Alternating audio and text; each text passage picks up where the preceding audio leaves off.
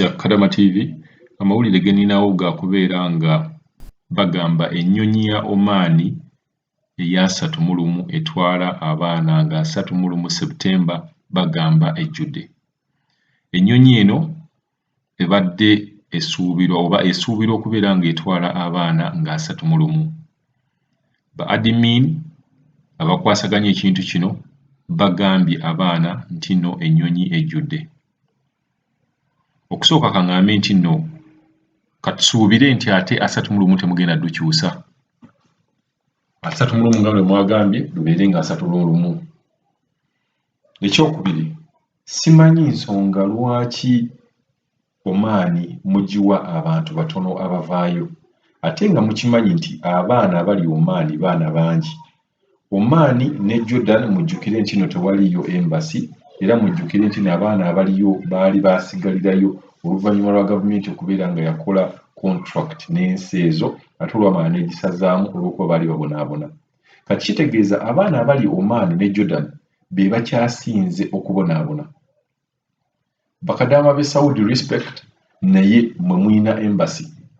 Embassy omuntu yonna abeera mu nsi erina embassy tabonaabona nga muntu ali mu nsi etalina embassy. Era ojje weetegereze nti abaana abasinga okubonaabona bakadaama abasinga okubonaabona bava Oman. Naye ate ne muddira obunyonyi obutono okubeera nga muggyayo abaana abatono ne mubeera nga mubajja Oman. Kati kitegeeza nti mubeera temuyambye baana bano babonaabona kuba nze ntwala nti buli muntu yenna ali Oman ne bw'oba tonabonaabona naye okubonaabona kuyinza okubeera nga kuli mu maaso awo lwa nsonga nti contract ya Uganda ne Oman yasazibwamu. Ky'obolanga ne poliisi z'Oman ziyamba kitono kuba by law oba mu mateeka munnayuganda mu Oman tebamanyi nti munnayuganda mu Oman gy'ali. Tuli mu Oman nga tukola naye tukolayo illegally, tukolayo mu kubeera nga gavumenti tetumanyi. Kuba gavumenti ya Uganda egamba nze siina baana Oman ne gavumenti ya Oman egamba nze siina mwana Kadaama gwe mmanyi nti munnayuganda akolera wano officially naye ng'ate bakimanyi nti ddala mwe muli. Naye contract okuva bwe zaasazibwamu ky'obolanga omuntu ne bw'agenda ku poliisi okuyambibwa kubeera kutono. So naalisabye abaana ba Oman mubeere nga mwongera ku nnyonyi emiranga nga gino gye ngenda bapuleyingira wano oba gye ngenda bazannyira ku voice note zino gibeere nga gikendeera. Tewali nsonga era neewuunya tewali nsonga lwaki gavumenti tulina ennyonyi kati eza Uganda Airlines. Simanyi lwaki ennyonyi ezo zisobola kubuuka ne zigenda mu nsi ez'Abawarabu ne zijjayo abaana. Aye tujja kuba nga tweyongera n'okukola ssente. Kuba kati zino ssente ze tuwa simanyi Fly Dubai, simanyi Emirates, tuzibawa zaaki? Mubeere nga muflying ennyonyi za Uganda zigende mu nsi ezo okujjawo nga temugamba nti no n'ennyonyi nfu nti ziyinza obutatuukayo.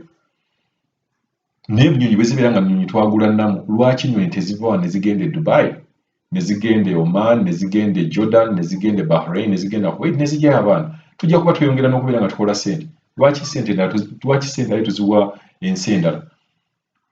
So mugenda kuwulira emiranga gy'ono Kadaama ono e Oman bwe bati oba bw'ati bw'akaabye nga bamugambye nti ennyonyi gye bataddewo nga 31 ejjudde. Twewuunya lwaki Oman mugiwa abaana abatono ate ne mulaba waliwo ensi endala awo. Saagala kubeera nga ndeetawo nanjawukana nti ate bano baki naye lwaki Oman mugiwa abantu oba ennyonyi entono ezibajjayo ne wabeera nga bavaayo bakadaama batono. So banaye mbakubiriza ne association y'Oman oba ebibiina ebiri mu Oman mubeere nga namwe muvaayo nga mucomplaininga ku kintu nga kino.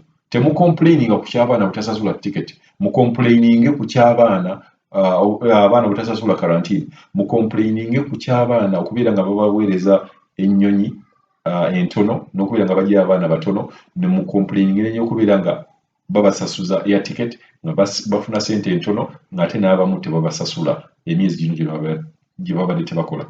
Wulira omulanga gwa Kadaama ono. Adimini mwatugambye ennyonyi tannaba kunywa. Kyokka batugambye ennyonyi ajjudde gye basasulira. Bannangaza nkola ntya mpulira nkooye. Kooye. Obulumi bungi. Obulwadde bunnuma. Obulwadde bunnuma Buganda kuziramu amaanyi ddala nga ziyambiddwa. Adimini mwatugambye ennyonyi tannaba kunywa.